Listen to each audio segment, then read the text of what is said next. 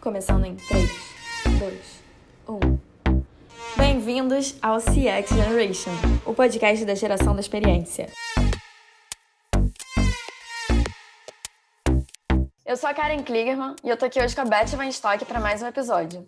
Ela é sócia e diretora na Ideia Consumer Insights e professora de Consumer Insights na SPM. Beth, seja muito bem-vinda.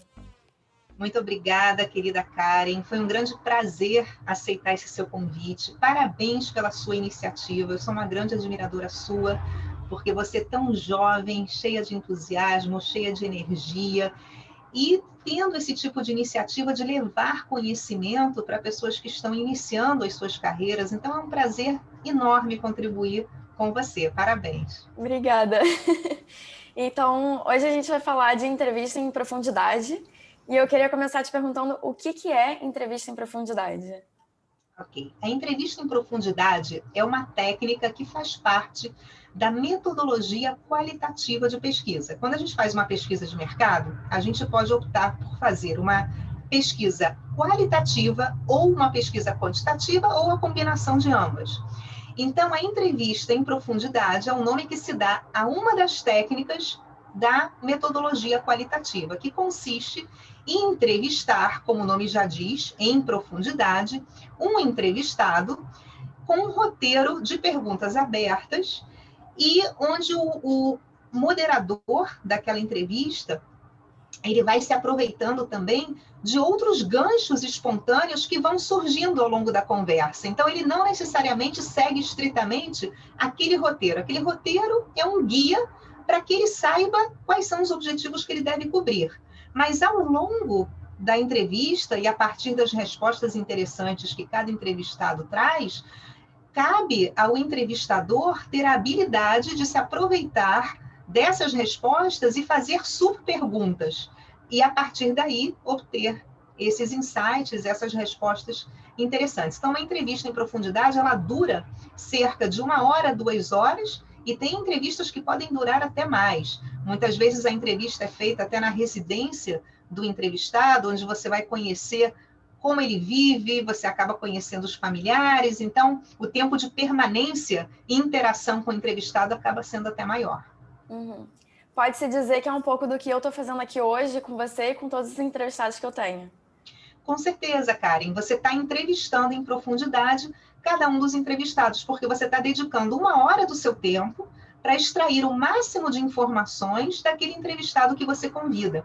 É claro que todas as informações que são trazidas, né, aquele bom pesquisador, ele é muito curioso. Eu amo o que eu faço porque eu sou muito curiosa por natureza. Eu adoro perguntar, mas por quê? Mas por quê? Mas me fala mais, me conta mais. Eu me interesso muito pelas pessoas, pelas histórias das pessoas. Então, à vontade, quando termina uma entrevista, você sempre fica com aquele gostinho de quero mais. Nossa, eu quero continuar conversando com aquela pessoa, estava tão interessante, eu quero mais. Então, claro que em 1 hora, 2 horas, você não consegue extrair tudo aquilo que aquela pessoa pode te dar, né? Tem o potencial de te dar. Mas o bom entrevistador tem a habilidade de fazer as melhores perguntas para que naquele período de tempo você possa extrair o máximo de informações a respeito do tema que te interessa.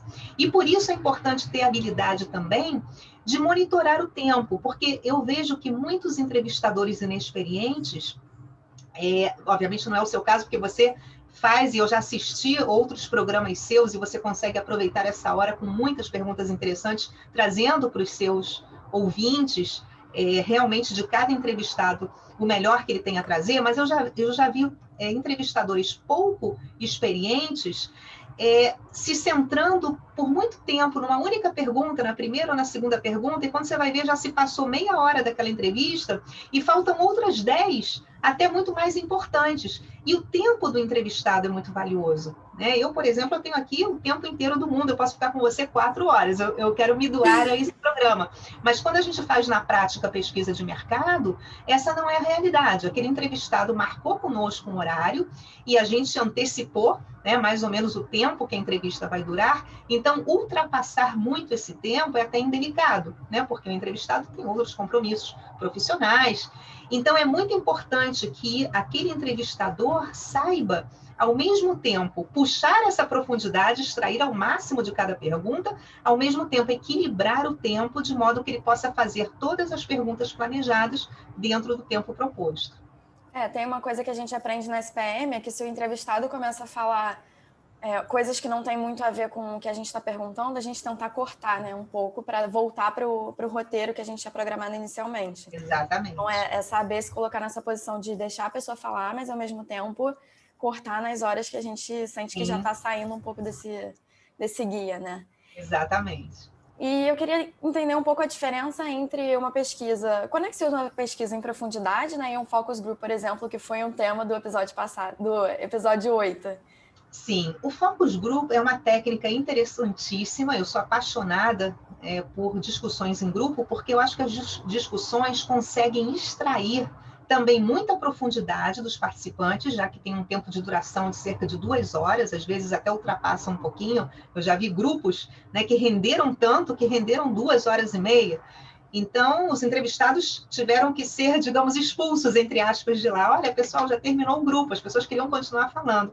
E foi muito rico, muito prazeroso. Então, a gente consegue extrair muita profundidade num grupo, mas na entrevista eu consigo extrair muita profundidade daquele entrevistado específico que eu escolhi para conversar. Então, num grupo onde eu tenho de 8 a 10 participantes, por exemplo, nem todos os participantes conseguem falar com muita profundidade a respeito de cada pergunta que é feita pelo moderador, até porque todos precisam participar. Então, talvez um participante fale um pouco mais numa pergunta, e daqui a 3 perguntas ele volte a falar um pouquinho mais, numa outra ele vai ficar mais calado.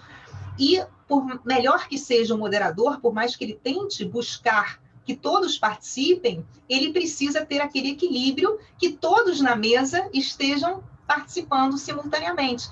Então, não dá para você ouvir com profundidade as opiniões de todas as pessoas em todas as perguntas.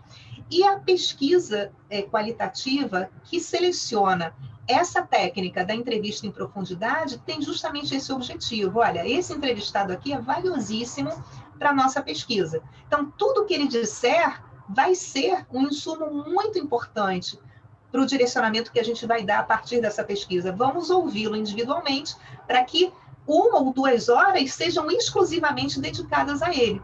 Por exemplo, se você estivesse fazendo aqui uma moderação em grupo, com mais 5 ou 6 ou 8 participantes, né, que muitas vezes a gente já viu, né, entrevistas que acontecem muito interessantes, seria também um programa igualmente interessante, mas eu não responderia a todas as perguntas, até porque eu teria que dar a vez a todos, né, até por uma educação e delicadeza, que todos participassem, até porque todos teriam coisas muito interessantes, ou até mais interessantes do que eu, para colocar na mesa.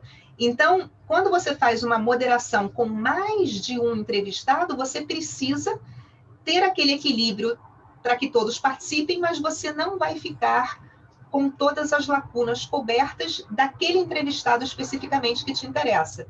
Então, a partir daí, você define se você vai fazer grupo ou você vai fazer uma individual. A outra decisão que é tomada nesse momento, se você vai fazer grupo, se você vai fazer uma entrevista em profundidade, é de acordo com o grau de facilidade ou dificuldade que o entrevistado tem de participar de um grupo.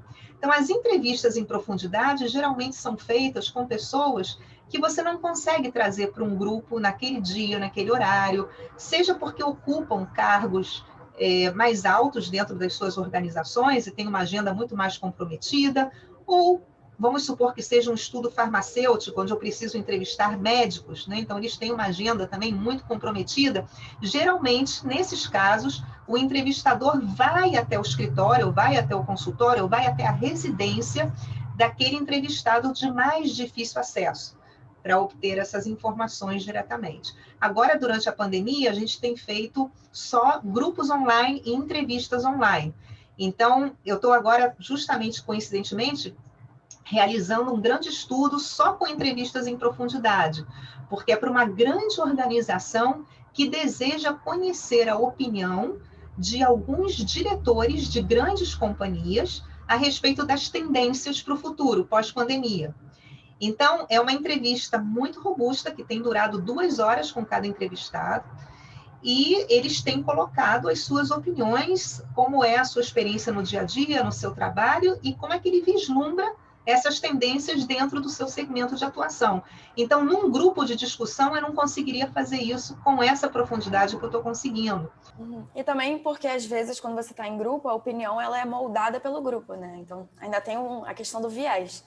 Porque quando você está sozinho, o viés é só seu. Quando você está num grupo, pode ser que você tenha a questão do viés do grupo junto na hora de responder, né?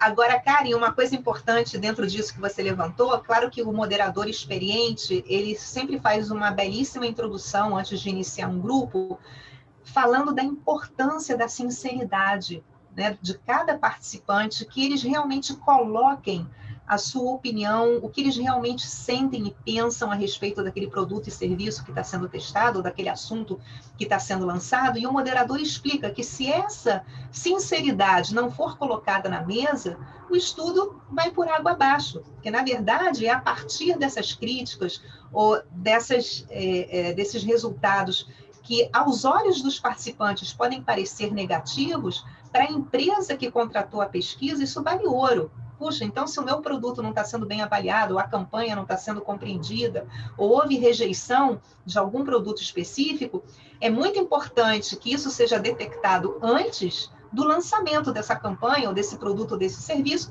para que os ajustes possam ser feitos a tempo. Então, sempre se faz essa introdução para que a sinceridade realmente seja colocada à mesa, mesmo que o participante seja uma minoria dentro daquela discussão, que às vezes a maioria está tendendo para uma aprovação e tem uma só pessoa que é contra aquilo. Então, a gente sempre deixa essa pessoa muito à vontade para colocar a sua opinião.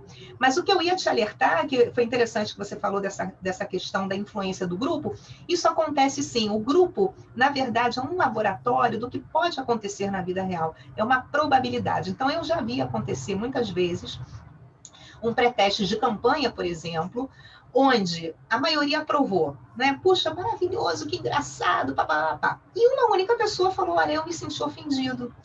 Eu acho que essa pessoa não deveria ter dito isso.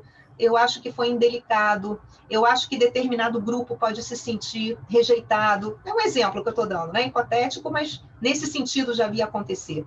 E uma única pessoa consegue influenciar as outras no sentido de dizer, puxa, eu não tinha pensado nisso. Realmente, agora que você levantou, eu também me senti incomodada, não tinha percebido. Ou ao contrário, no início as pessoas rejeitam, e 2 ou 3 pessoas falam, não, mas eu achei muito inteligente a ideia, olha essa sacada que... Aí os outros falam, puxa, eu não tinha percebido, agora que você falou isso, eu comecei a gostar mais. Que interessante, realmente. Então, essa contaminação de ideias, ela também é saudável na medida em que isso vai acontecer na realidade quando uma determinada campanha for lançada, por exemplo. Então, é muito interessante para o pesquisador observar quem contamina quem e com que argumentos. Porque aí você consegue detectar se determinada opinião tem um peso realmente para reverter uma determinada posição. Porque se você está assistindo uma campanha na sua casa, né, e você, a princípio, gosta daquela campanha, mas um familiar do seu lado que está compartilhando o sofá com você levanta essa questão, contra, né, que se sentiu incomodado, nada mais é do que uma reprodução do que aconteceu no laboratório, dentro da pesquisa.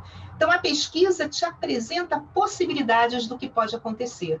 Não é uma garantia, não é uma bola de cristal de que aquilo vai acontecer na prática, mas é uma probabilidade. E o cliente vai avaliar, diante dessas probabilidades, se quer assumir esse risco ou não, se ele vai fazer ajustes ou não.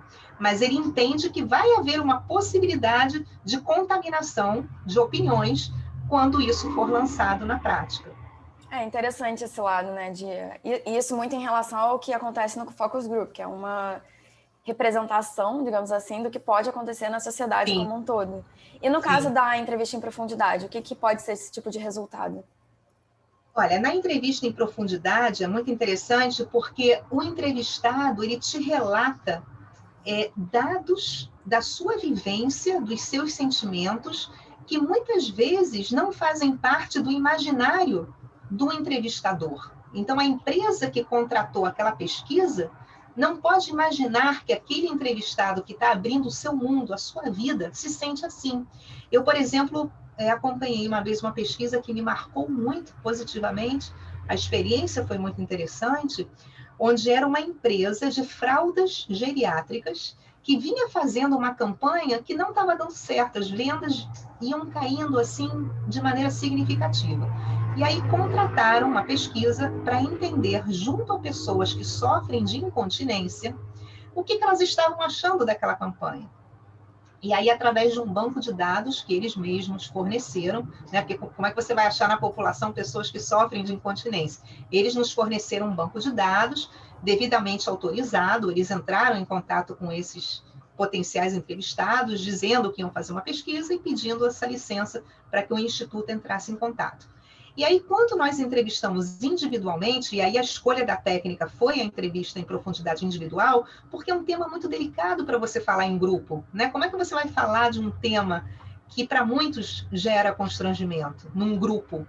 Então, a gente preferiu utilizar essa técnica da entrevista em profundidade e foi incrível o resultado, porque quando eles avaliaram a campanha que o cliente tinha lançado, o que aparecia na campanha? Aquele estereótipo, né, das pessoas mais velhas, já fora do mercado de trabalho, com muita dificuldade no dia a dia, e aparecia um rosto de desconforto, tanto de uma mulher idosa quanto de um homem idoso, e o locutor dizia: não se sinta incomodado, use fraldas X, né, e o nome da marca. Isso, quando nós mostramos nas entrevistas em profundidade, isso gerou uma rejeição enorme, porque as pessoas diziam: olha, eu tenho 60, tenho 70, tenho 80 anos, mas eu me sinto super ativo no mercado. Eu ainda estou trabalhando, eu me sinto vivo, eu me sinto bem, e apesar de eu ter incontinência urinária, isso não é um fator impeditivo para que eu possa continuar exercendo as minhas atividades no dia a dia e me sentindo igual a qualquer outra pessoa.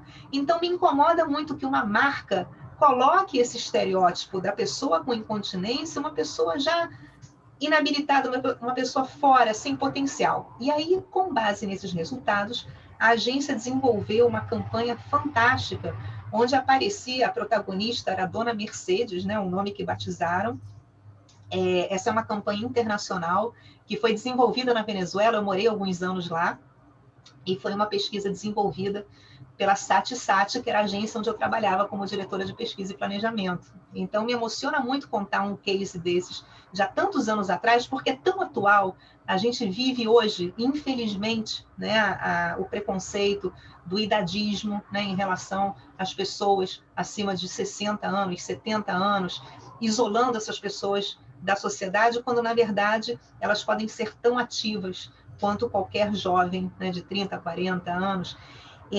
Então, como é que era essa campanha? Essa campanha mostrava a Dona Mercedes entrando num grande auditório e as pessoas aplaudindo a Dona Mercedes, e ela ia entrando rumo a um palco muito bonito, onde o apresentador dizia: Dona Mercedes, você acaba de ganhar o prêmio, né, de profissional do ano. Brilhe sempre, parabéns por todas as suas contribuições. E todo mundo aplaudindo de pé e ela ganhando um grande troféu. Nisso, na medida em que ela vai caminhando rumo ao palco, um locutor ia dizendo: essa é a Dona Mercedes, ela tem incontinência urinária, mas neste momento ela está usando as fraldas, e aí dizia o nome da marca, até nem tem problema dizer o nome da marca, é Securezza, que foi um case de muito sucesso. Ela está usando as fraldas Securezza e com isso ela se sente muito bem protegida e continua muito ativa no mercado de trabalho, recebendo todos os prêmios e o carinho dos seus amigos e familiares. E aí ela finalizava o comercial, ela toda feliz, recebendo flores, recebendo o troféu. Olha, as vendas explodiram. Foi incrível, só com o lançamento dessa campanha, a mudança de mindset, né, em relação a pessoas que têm incontinência. Então, como com uma comunicação adequada, você pode mudar a qualidade de vida das pessoas, você pode mudar a forma como você pensa em relação a algumas pessoas. E a gente só conseguiu extrair esses dados através da entrevista em profundidade. Num grupo, talvez a gente não tivesse conseguido extrair essa dor, esse sentimento de tristeza com a forma como eles eram vistos. Daí a importância de você realmente entender o seu consumidor, porque até o momento da primeira campanha, pelo que eu ouvi da história, eu entendi Sim, é uma percepção que eu tenho que não tinha tido esse contato com o consumidor realmente, porque depois, quando mudou a campanha e as vendas aumentaram, né, o resultado que teve, ficou nítido o quanto foi entendida a posição do consumidor e como é que ele se comporta no meio ambiente, digamos assim, dele, né? Então, daí a importância realmente de você ouvir e escutar quem você quer como consumidor. E eu queria trazer aqui uma pergunta que a sua empresa se chama Ideia Consumer Insights. A aula que você dá na SPM também é de Consumer Insights. Eu queria entender o que é esse termo, né? Consumer Insights. Consumer Insights é justamente você conseguir extrair aquilo que há de mais interessante e relevante numa pesquisa.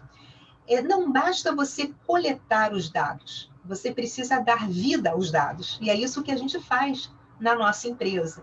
Então, muitas pessoas pensam que pesquisa é simplesmente perguntar, receber as informações, transcrever as informações e entregar para o cliente. Não.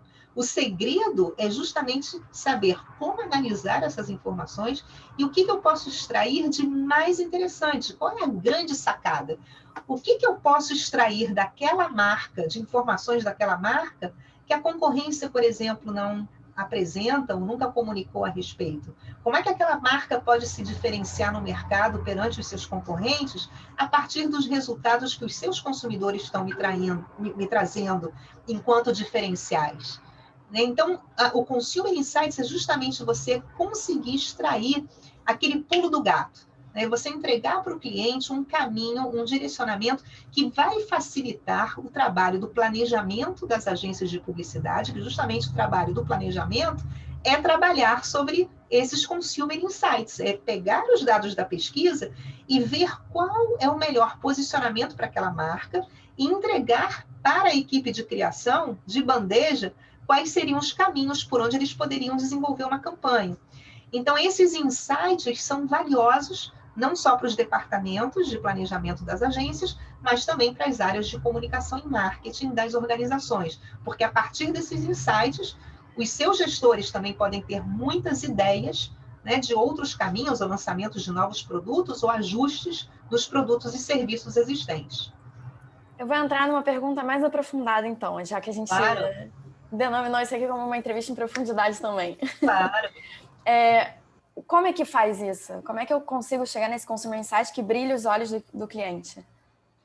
Olha, é muito interessante, Karen, essa sua pergunta, porque não existe uma fórmula de bolo. Existe a experiência. E aí eu diria para você que a experiência conta muito. A experiência de você enxergar aqueles dados e conseguir enxergar que há alguma coisa por trás daqueles dados.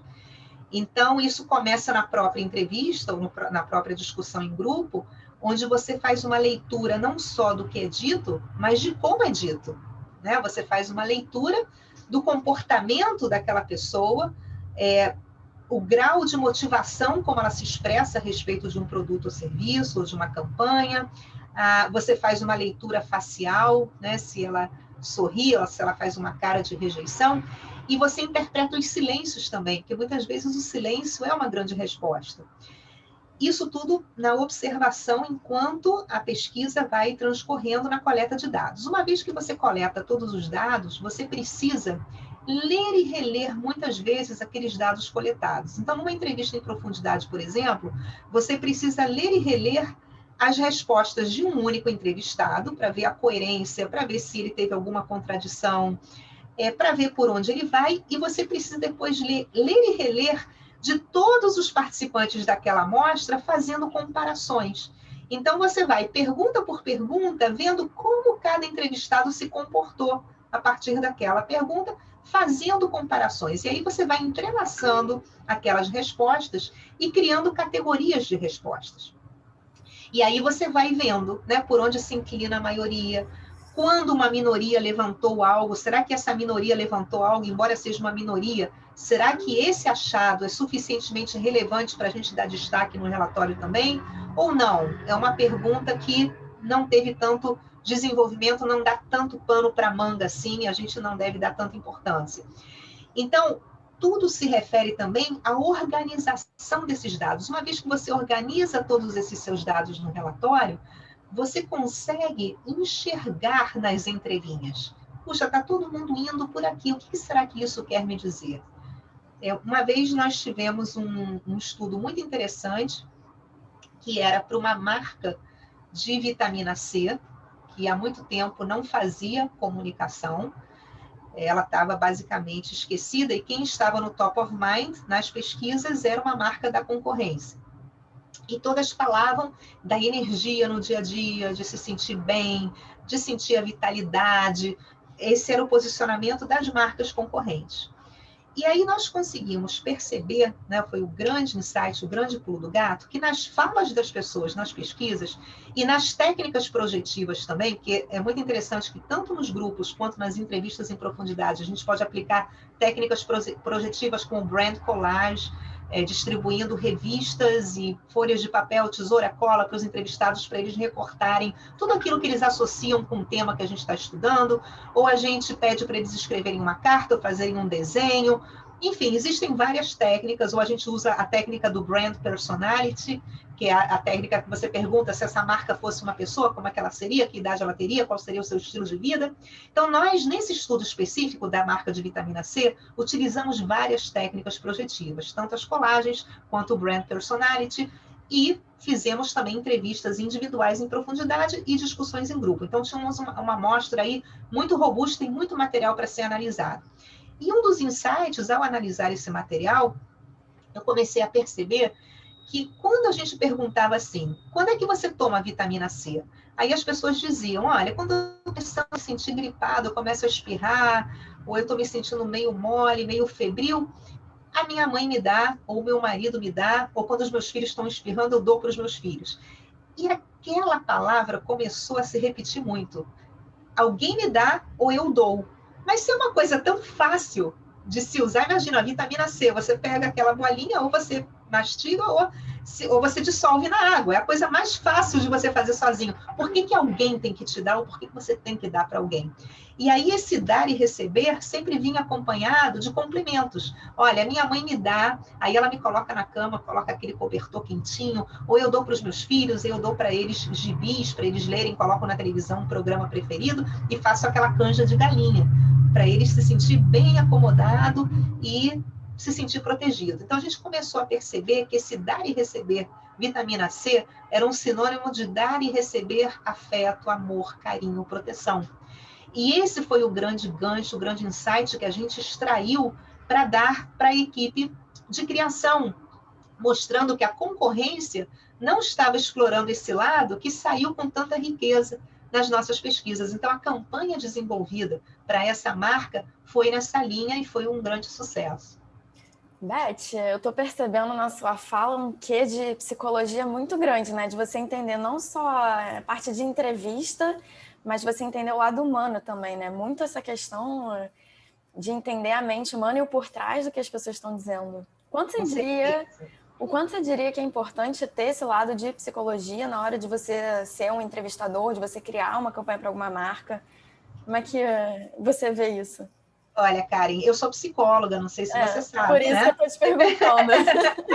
E é interessante que realmente a psicologia me ajudou muito na pesquisa de mercado, porque eu acho que a pesquisa nada mais é do que você compreender o outro. É você esquecer do que você pensa, do que você sabe, do que você acredita, e entender justamente a perspectiva do outro, né? Qual é a visão que o outro tem do assunto que você está tratando.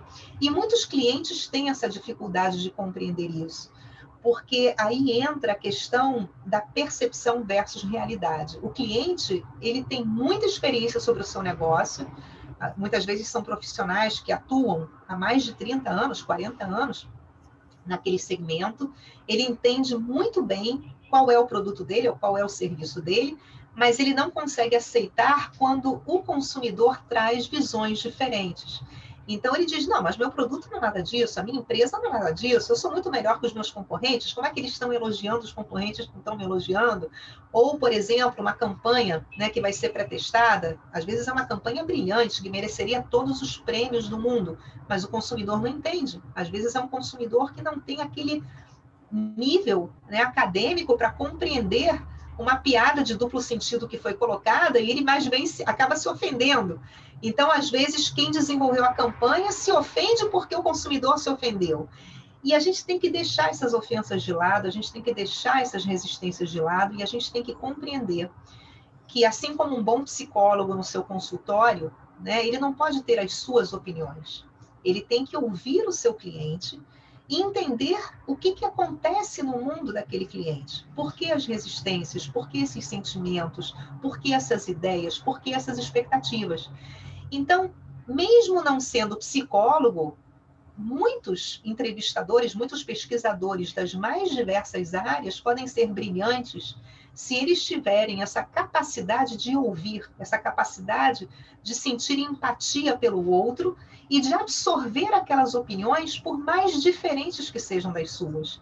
E com base nesse mundo do consumidor, desenhar as estratégias, porque as estratégias serão para eles, para esses consumidores. Né? São esses consumidores que vão consumir a sua marca. Então, o Instituto ele funciona como uma ponte. Né? Eu coleto do campo o que aquelas pessoas me trouxeram e ninguém pode questionar isso. Por isso que eu gosto tanto de pesquisa, porque quando eu apresento um resultado de pesquisa, absolutamente ninguém pode me questionar, porque não sou eu que estou falando. É o consumidor que está falando, por mais absurdo que seja aquele resultado. Aos olhos do cliente, vamos supor, um restaurante que nos contrata. Por mais que o restaurante acredite que esteja oferecendo o melhor serviço, os melhores pratos, se vem críticas do lado do cliente, é o cliente que está opinando isso. Então, o restaurante ele é responsável por tomar medidas para que aquela percepção se reverta.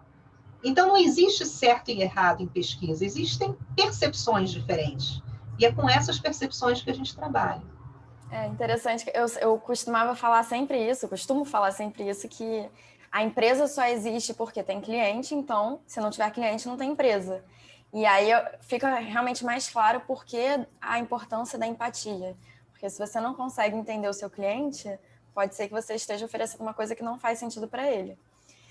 E entrando agora um pouco mais nos processos da pesquisa, eu queria te perguntar agora um pouco das etapas. Em relação, vamos começar pelo briefing. O que é um bom briefing? Como fazer um bom briefing para poder gerar um bom roteiro? Um bom briefing, ele acontece quando o cliente realmente abre o seu coração, dizendo tudo aquilo que passa pela sua cabeça e a sua expectativa com aquela pesquisa. Por que ele quis fazer aquela pesquisa? Como é que ele pretende utilizar os dados daquela pesquisa? O que ele deseja compreender? E um briefing ele fica ainda mais completo quando aquele cliente compartilha com várias pessoas do seu departamento, de outros departamentos da organização, aquele briefing, né? Quais são as necessidades de cada departamento?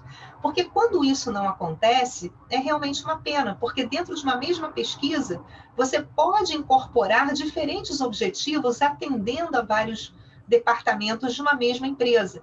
Então, quando não existe esse compartilhamento de ideias, muitas vezes na apresentação final, quando o Instituto vai apresentar aqueles resultados, podem ficar lacunas, não por culpa daquele cliente que solicitou a pesquisa ou por culpa do Instituto, mas sim porque não houve o compartilhamento de que aquela pesquisa iria ser feita dentro da organização e outras pessoas poderiam ter se aproveitado daquilo. Então, quando eu digo que ficam lacunas, é porque às vezes um diretor que é convidado para assistir aquela apresentação final, ele nem sequer sabia que aquela pesquisa seria desenvolvida. Então, ele faz uma pergunta. Vem cá, vocês perguntaram sobre o programa de relacionamento da companhia, por exemplo? Vamos supor que ele seja o diretor do programa de relacionamento. Ah, não perguntamos. Isso não fez parte do objetivo da pesquisa. Porque aquela pessoa que passou o briefing não incorporou isso como objetivo.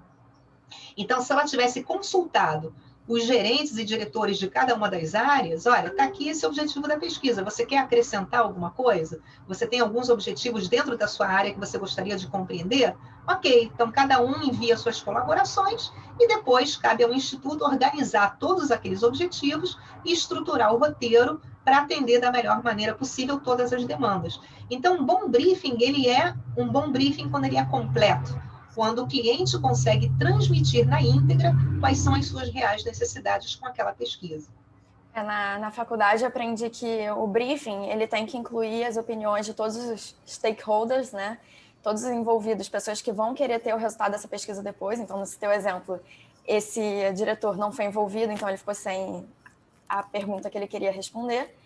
E não só envolver todas as pessoas, mas eu aprendi um passo a passo, que é você definir o objetivo da pesquisa no geral, depois os objetivos específicos, depois você define o público que você quer entrevistar, região, né, assim, característica da região, contexto, então, alguns passo a passos que precisam estar dentro do briefing papel, né, depois o documento que vai ser distribuído. Exatamente. Tudo vai depender também da sua verba, né? Que verba você tem para aquela pesquisa? Porque, como nós falamos no início, todo bom pesquisador ele é muito curioso e ele quer entrevistar todos os públicos atingidos, né, por aquela empresa ou que vão receber aquele produto, ou aquele serviço, ou aquela campanha. Só que muitas vezes a verba é limitada.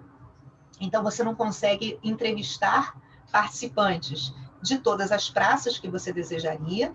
Você não consegue entrevistar participantes, talvez até não consumidores daquela marca, que muitas vezes é fundamental, né? Entrevistar não só os consumidores, mas quem consome a concorrência, porque que não consome o seu produto ou serviço e consome a concorrência.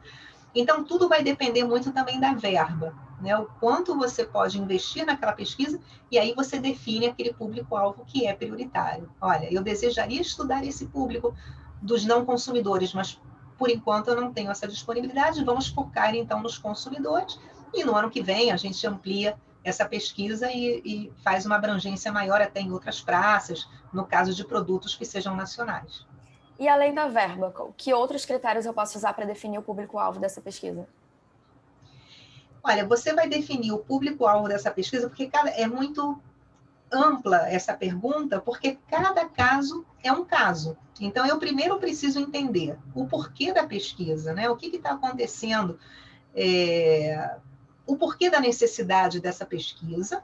Então, vamos supor que eu vá atender um shopping, né? Na nossa empresa, nós nos especializamos muito em atendimento a shopping center, das mais diferentes praças. Então, um shopping, muitas vezes, ele deseja compreender qual é o perfil do seu público. Esse é um objetivo. Quem é que vem ao meu shopping? Então, se o objetivo é entender o perfil do público, não tem sentido eu entrevistar o público concorrente. Eu vou entrevistar, vou focar minha pesquisa nas pessoas que circulam pelo shopping para entender qual é o perfil demográfico, o perfil psicográfico, quem são essas pessoas, quais são as motivações, por que elas vão até o shopping. Se o meu objetivo é entender qual é a imagem do meu shopping frente aos meus concorrentes, aí faz sentido eu pegar essa amostra e distribuir. Vamos entrevistar uma parcela de consumidores, né, uma amostra representativa de consumidores, mas vamos também ter uma amostra representativa de não consumidores, pessoas que, por exemplo, vivem muito próximas ao shopping e frequentam outros shoppings próximos que seriam os concorrentes diretos.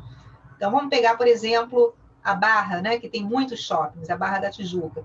Se eu vou atender um shopping na Barra, voltado para a classe A, por exemplo, eu quero entender se outro shopping com as mesmas características classe A e que está localizado muito próximo ao meu, por que aqueles consumidores vão lá e não vão no meu? Então, faz muito sentido eu distribuir a amostra dessa maneira. Então, tudo vai depender dos objetivos. Se eu tenho o objetivo dentro do shopping de avaliar somente o meu clube VIP, né? Pessoas que gastam X reais por mês, que fazem parte realmente do grupo Ultra Mega VIP, para compreender que promoções interessantes eu posso lançar no ano que vem para esse público, então eu vou entrevistar especificamente de uma listagem especial que esse shopping vai me dar, especificamente essas pessoas que têm o potencial de consumir por mês o mínimo que eles exigem e que são realmente as pessoas que representam o meu público-alvo para aquele objetivo. Então, o público-alvo ele sempre vai ser definido de acordo com o objetivo que você tem. Uhum. Né? Então, a verba é simplesmente uma das características, mas é o objetivo da pesquisa que vai determinar quem é o seu público-alvo. Legal. E agora, em relação ao roteiro, como é que a gente monta um roteiro? Porque tem toda aquela questão de você começar mais abrangente e aprofundando. Como é que funciona isso? Um roteiro, ele parece ser simples, mas ele é bem complexo. Uma vez que você reúne todos os objetivos daquele briefing, você primeiro faz um exercício de transformar todos aqueles objetivos em perguntas. É um primeiro exercício. Vamos transformar aqueles bullets, né, dos objetivos em perguntas. Uma vez que você transforma em perguntas, aí entra o quebra-cabeças. Você tem que ficar mudando várias vezes de lugar as perguntas. Olha, essa fica melhor assim, a formulação dela fica melhor de outra maneira. Olha, essa formulação está induzindo uma resposta, porque muitas vezes, nas entrelinhas da forma como você pergunta, você induz o seu entrevistado a responder de uma maneira mais direcionada, e a gente sempre deve evitar isso numa entrevista. A pergunta tem que ser o mais imparcial possível, o mais aberta possível. E muitas vezes uma pergunta já entrega informações de maneira estimulada, e por isso ela não pode ir logo no início. Ela tem que ir lá do meio para o final do roteiro. No início, as perguntas têm que ser muito, muito, muito abertas, para o entrevistado falar de si, da sua vida, do seu dia a dia, das suas expectativas, das razões pelas quais ele sente a necessidade de consumir determinado produto ou serviço, dos seus hábitos de vida, se ele consome sozinho, se ele consome acompanhado, quantas vezes por semana, com quem, aonde, e como foram as suas experiências, então de maneira muito aberta, como tem sido a sua experiência com esse tipo de consumo, quais são os pontos positivos e negativos que você vê aliados a esse tipo de consumo. Vamos falar agora de conhecimento de marcas. Eu até ainda não falei de marcas, né? Então, assim, quais são as marcas que você conhece? Porque essa pergunta é muito importante. Muitas vezes o cliente que contratou a pesquisa sequer é citado nessa pergunta. Aí você vê quais são as marcas que estão no top of mind.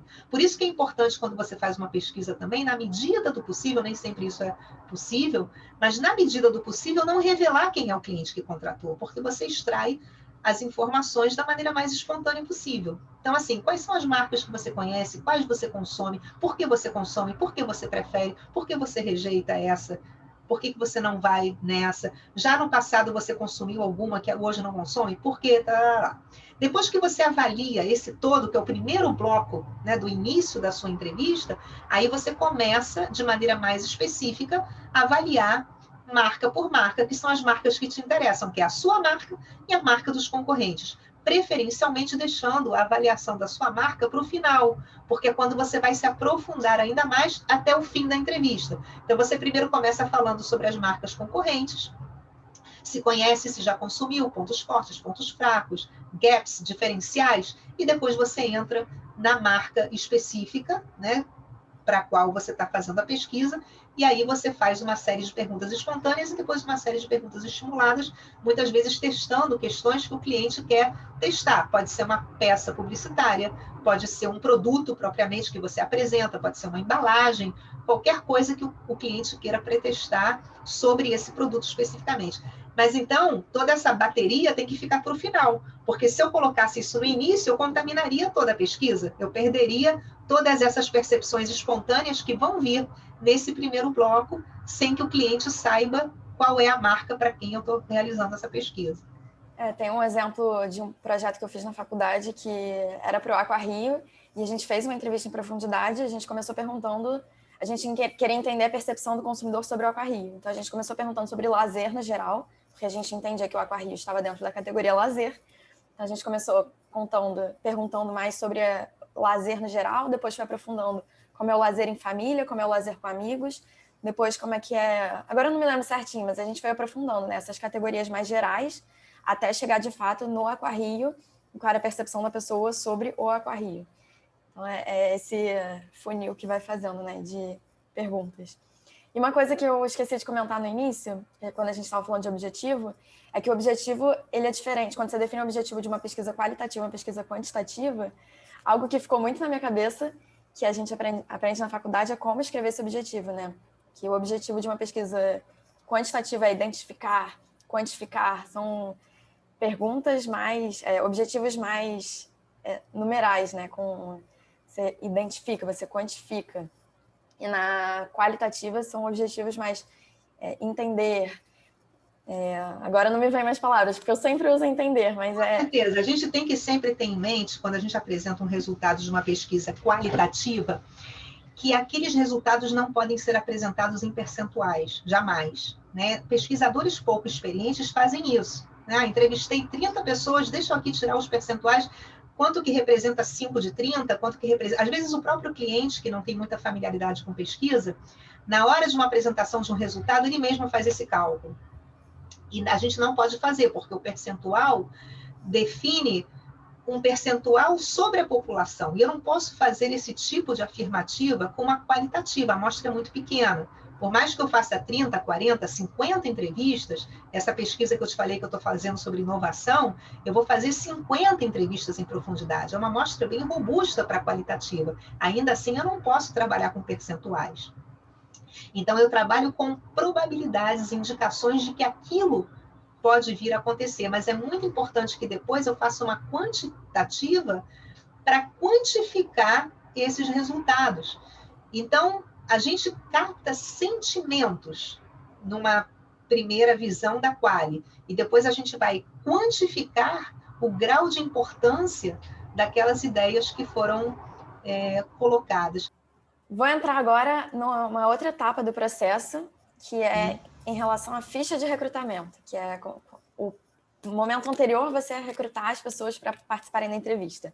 Como é que é montada essa ficha de recrutamento? O que ela é? A gente sempre utiliza uma empresa de recrutamento, né? A gente leva muito a sério o recrutamento na nossa empresa e por isso nós não fazemos diretamente o recrutamento. A gente sempre subcontrata uma empresa especializada nisso, para que ela possa recrutar a dedo, porque é como buscar uma agulha num palheiro, né? Aquele perfil exatamente que a gente quer para entrevistar a pessoa correta, porque aqui, até então, a gente falou de várias etapas da pesquisa para que a pesquisa dê certo.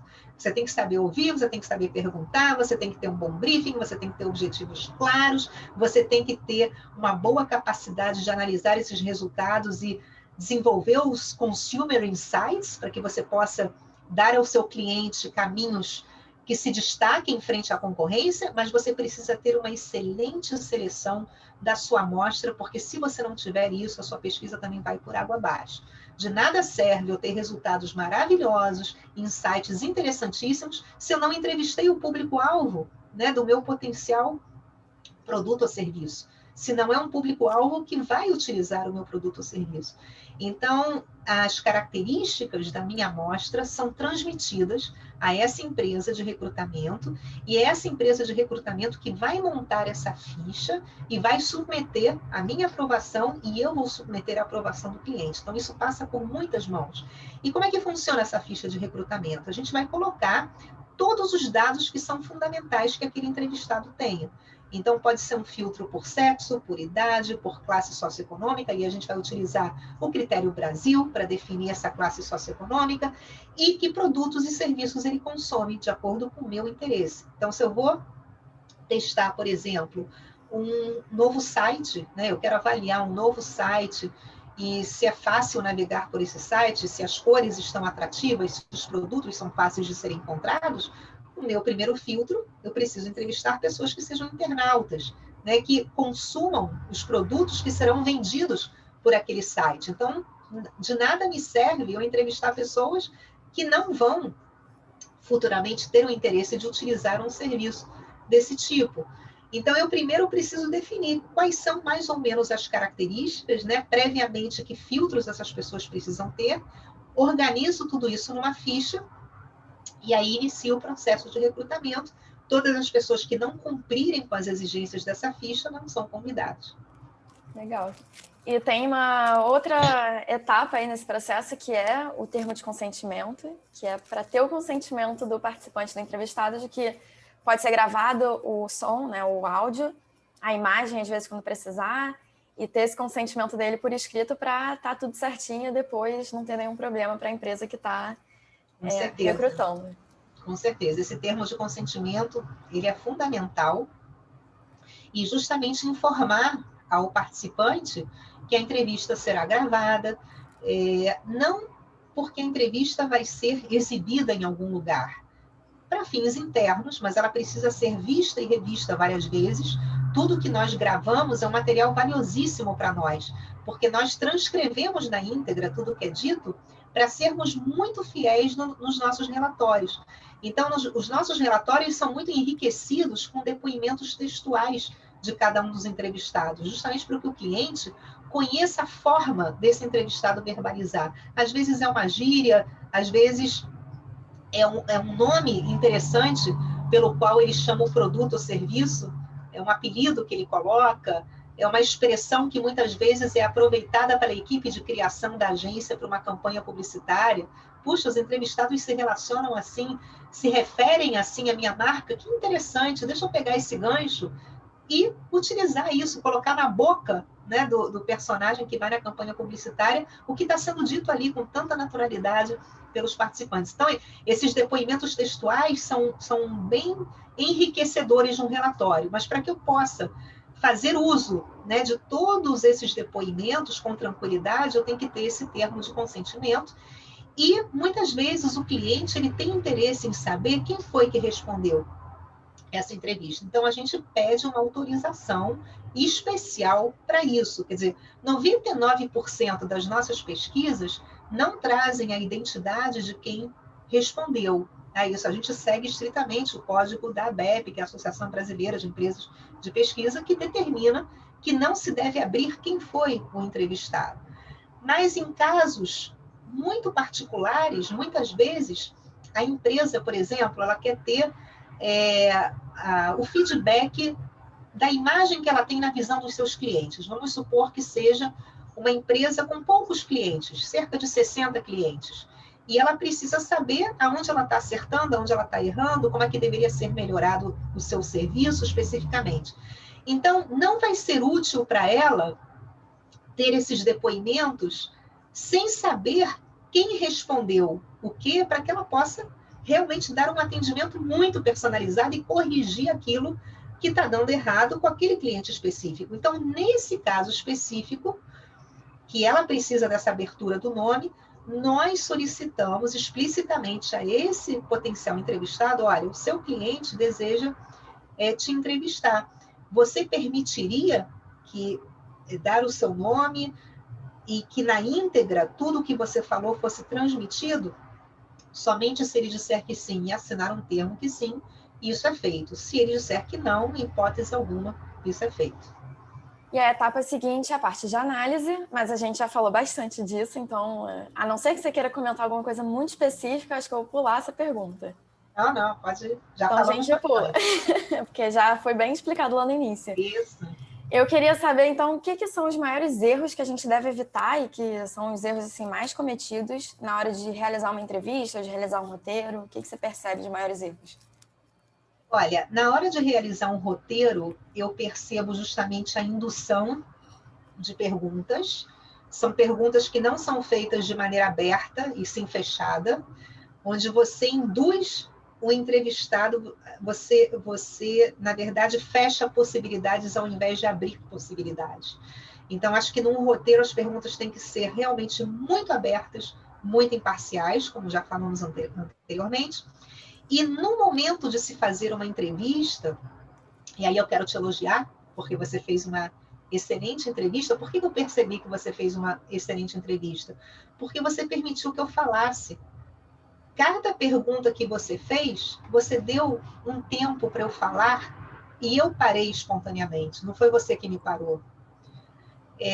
Então, isso é muito claro que tem momentos que você tem que cortar, como a gente falou no início, com toda a delicadeza do mundo, quando você tem um timing para cumprir e aquele entrevistado está saindo muito do assunto, aí você tem que trazê-lo de volta. Mas eu acho que um dos grandes segredos de uma bela entrevista é você deixar o entrevistado falar livremente. Deixa ele conduzir os seus pensamentos, o seu raciocínio, deixa ele extravasar os seus sentimentos, né? Dá esse timing para ele. Muitas vezes ele vai se emocionar. Eu já tive muitas entrevistas onde o meu entrevistado chorou, porque eu permiti esse espaço. Eu permiti que ele se sentisse tão à vontade comigo, que ele se sentiu à vontade de fazer esse desabafo. Então, isso é muito importante. De preferência que você também não fique lendo o roteiro, porque senão fica uma coisa muito mecânica. O entrevistado precisa se esquecer que você está fazendo uma entrevista. É uma conversa olho no olho, coração com coração, sentimento com sentimento. Então, claro que é ele que vai falar de si. O entrevistador não vai falar nada dele. Um dos grandes erros também dos entrevistadores é quando eles adicionam opiniões suas. Aqui é diferente, você está me entrevistando, você não está fazendo uma pesquisa comigo, você está fazendo uma entrevista para o seu podcast. Então, obviamente, é muito natural que você introduza experiências do seu passado e você exemplifique para tornar a conversa mais interessante. Numa entrevista, isso não poderia ser feito. Numa entrevista de pesquisa, você, se fosse a entrevistadora, teria que simplesmente formular as perguntas. Você não poderia dar a sua opinião sobre nada e nem contar sobre suas experiências, porque isso certamente vai influenciar o entrevistado por um caminho que não te interessa. Te interessa extrair a experiência dele, não a sua mesclada com a dele. Então, se ele fala, puxa, eu adoro esse serviço, eu adoro esse produto, você não pode cair no erro de falar, eu também, é maravilhoso, né? Assim, isso é impensável. Então, assim, eu gosto desse produto, por que você gosta? Em que ocasiões você provou? Por que isso te faz sentir bem? Ou se não gosta, você pode me contar a sua experiência? Quando que a sua experiência não foi tão agradável? Por quê? Como? Quando ocorreu? E o que mais que te vem à mente a respeito disso? O que mais que você pode acrescentar? Que outras ideias você teria? Que outras sugestões? E esse tipo de pergunta que vai puxando a fala dele. O que eu observo, Karen, é que a grande maioria das pessoas adora ser entrevistada. E você sabe por quê? Porque no nosso dia a dia, as pessoas não são ouvidas. Os outros não permitem esse tipo de diálogo. Então, se você perceber bem, quando você conversa com alguém, você conta alguma coisa, às vezes você quer contar uma coisa mais íntima sua, você quer até fazer um desabafo. A pessoa não te ouve, ela já conta de uma tragédia da vida dela, que foi mais ou menos parecida e que ela quer contar a experiência dela.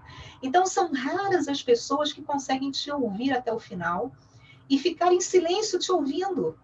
Quantas pessoas precisam dessa escuta ativa? Então, eu percebo que quando eu faço entrevistas em profundidade, os entrevistados me agradecem. Eu sinto que eles queriam continuar mais ali, porque acaba sendo muito terapêutico. O simples fato de você fazer uma entrevista com alguém é terapêutico.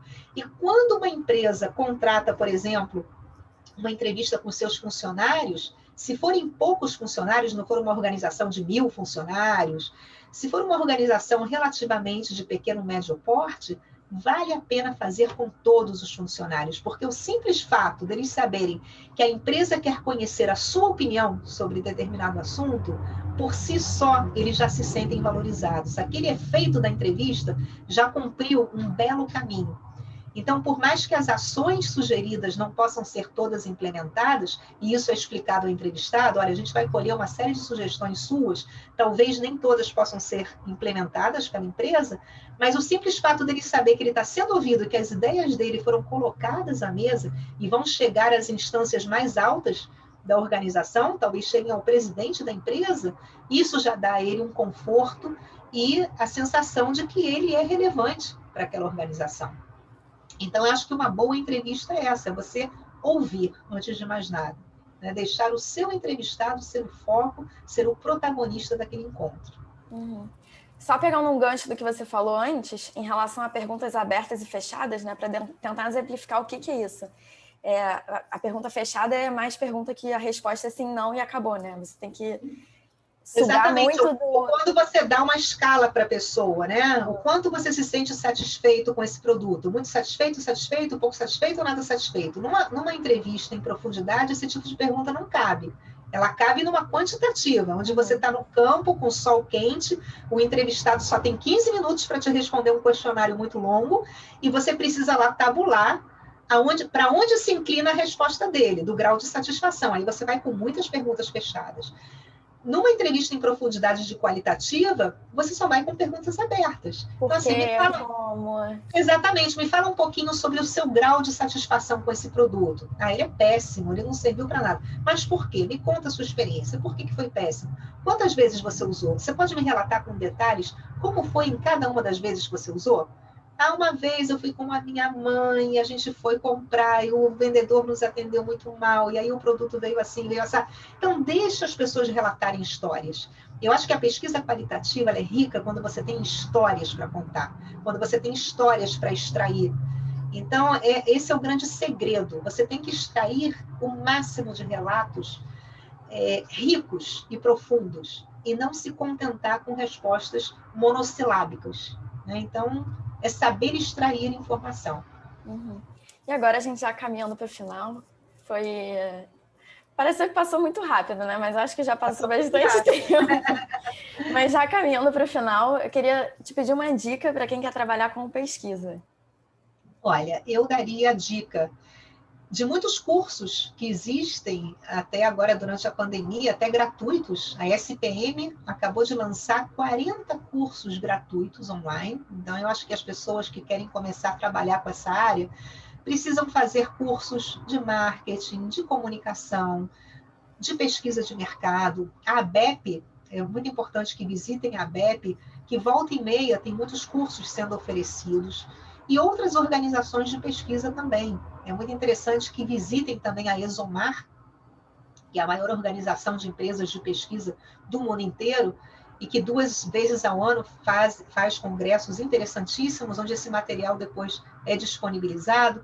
Então, é estar conectado com pessoas que já estão no mercado. O LinkedIn é uma rede social maravilhosa para isso, então adicionar o máximo de pessoas que já trabalham com pesquisa de mercado, não só no Brasil, mas no exterior, interagir individualmente com essas pessoas, aonde você trabalha, o que você faz, começar a fazer uma própria entrevista, uma própria pesquisa dessa área. Então, se conectando, esse networking é poderosíssimo. Quer dizer, onde você trabalha, como é o seu dia a dia, o que você faz, me dá dica de livros, me dá dica de cursos.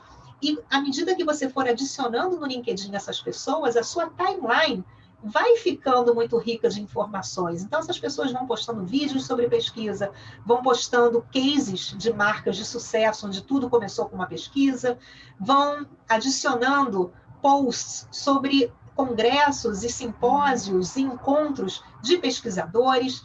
Então, é muito interessante que em outras redes sociais também, não só no LinkedIn ou no Instagram, você adicione empresas de pesquisa, agências de propaganda e esses profissionais que já estão na área.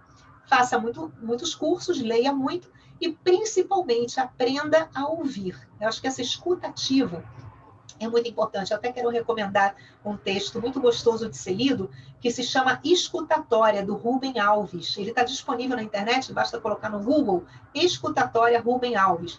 E é muito interessante que ele fala assim, todo mundo paga muito por cursos de oratória. Você vê anunciados cursos de oratória o tempo inteiro, mas não existe curso de escutatória, né, de como ouvir o outro. Então, eu acho que esse texto exemplifica muito bem aqui tudo que a gente falou, essa importância de você se esquecer de você enquanto entrevistador e você colocar o foco 100% no seu entrevistado. Legal. E para quem quiser agora te acompanhar, continuar vendo um pouco sobre a sua empresa, sobre você, por onde que a pessoa pode entrar em contato? Olha, o meu e-mail é betty, @ideiaconsumerinsights.com.br. Eu estou no LinkedIn. Eu vou botar na descrição tudo depois. Ah, que bom. Estou no LinkedIn também. E quem quiser me escrever e se conectar comigo, é um prazer muito grande. Estarei sempre à disposição para dar todas as informações necessárias. Então, Beth, só tenho te agradecer. Foi uma conversa incrível, foi uma aula realmente. E te agradeço muito pelo seu tempo, pela sua disponibilidade. A gente está tentando marcar já há muito tempo, então eu fico muito feliz que a gente conseguiu marcar essa entrevista, né, em profundidade aqui com você. E só tenho te agradecer. Muito, muito obrigada. Karen, você não sabe o prazer que eu tive em estar com você. Você é uma pessoa, como eu disse, que eu admiro muito. E é sempre um prazer para mim compartilhar conhecimento. Eu acho que o conhecimento ele é feito para ser compartilhado. Por isso que eu amo tanto ser professora. Não existe prazer maior para mim do que compartilhar com os meus alunos tudo que eu sei, né? E fazer desses jovens grandes profissionais no futuro. Então, se a gente compartilha, a gente ganha muito também, porque a gente se conecta com pessoas interessadas. Todas as pessoas que vão ouvir esse podcast são pessoas que querem crescer, que querem aprender, que querem se desenvolver. Então, que delícia é poder transmitir um pouquinho da minha experiência para pessoas com esse brilho nos olhos como você tem. Hoje é um domingo, a gente está conversando num domingo e você está deixando de fazer programas com a sua família ou com seus amigos para me entrevistar. E eu também estou deixando de fazer programas com a minha família, com os meus amigos, para com muito prazer ser entrevistada por você. Então, eu acho que é muito bacana quando a gente se conecta com pessoas que querem fazer acontecer. Então, foi um grande prazer participar com você dessa iniciativa.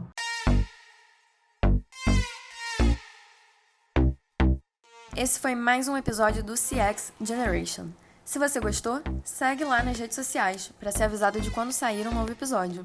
É só procurar por Karen Kligerman CX Generation, que você me acha no Instagram, no Facebook, no LinkedIn e no YouTube. E lá você pode ver a versão em vídeo completa desse episódio. Ou você pode entrar no link, que está aqui na descrição, para me achar também nessas redes. E aproveita que nesse link também tem o meu WhatsApp. E já me conta o que você achou desse episódio e até se tiver alguma sugestão de tema ou de pessoa para o próximo. Tô esperando seu contato. E não esquece de seguir no Spotify ou na plataforma que você esteja ouvindo para mostrar para os algoritmos que você está gostando. Até a próxima. Tchau, tchau!